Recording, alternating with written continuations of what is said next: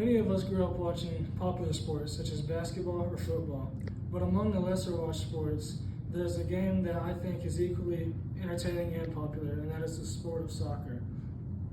People think it's a boring sport, but I think it's actually quite the opposite. Soccer is a game that has been able to bring large groups and communities together based on just how much they love the actual game. I think soccer is a very entertaining sport that can be played all around the world. I grew up with soccer. I played it for about 10 to 11 years, so I've become very fond of the game. Today I will be discussing or going over 3 points that teach the general rules and understanding of soccer. First, I'll be going over the basic rules in a soccer game. Then I'll be going over the 4 areas of positioning on a soccer field.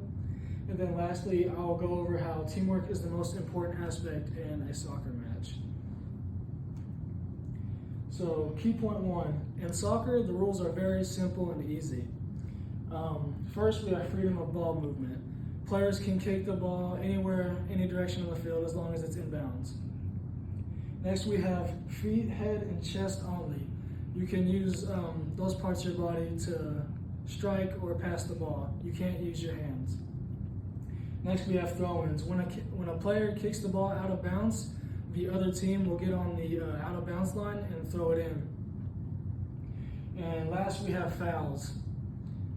With fouls, you cannot hit, elbow, spit at, or even hurl an insult at another player, or it's considered a foul. Now that we have discussed the basic rules, let's get into the areas of positioning on the soccer field. So key point 2, on a soccer field, there's 4 main roles that a player will fill. First, we have a forward. The forward's job is to stay on the other side of the field and attempt to score a goal. Next, we have midfielder. Midfielder is probably the hardest job in soccer because it requires them to move wherever the ball goes. They're either an extra forward or an extra defender. Now we have defender. Defender's job is to stay on their side of the field for when the ball comes towards them so they can stop it from the other team from scoring a goal.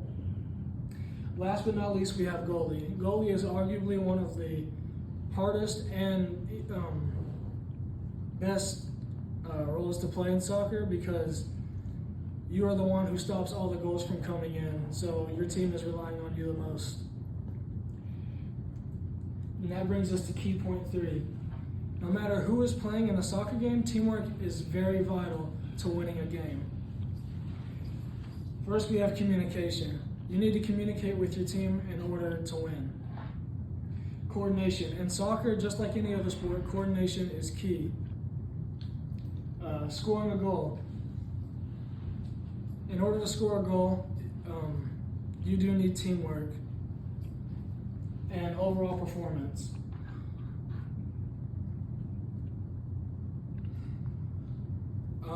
So in soccer, there can be one player who outshines the rest of the team, doing really good, but after further review, people watching will notice the rest of the team doing bad and won't pay any attention to the one good player. So teamwork does affect the overall performance of the match. So that brings us to the conclusion. Soccer is a very unique game that is played all around the world. Soccer has very simple rules to it, making it very easy to learn.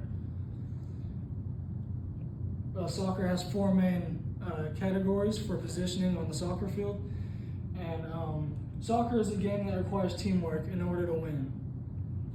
Today I went over the general rules of soccer, the areas of positioning, and how teamwork is important.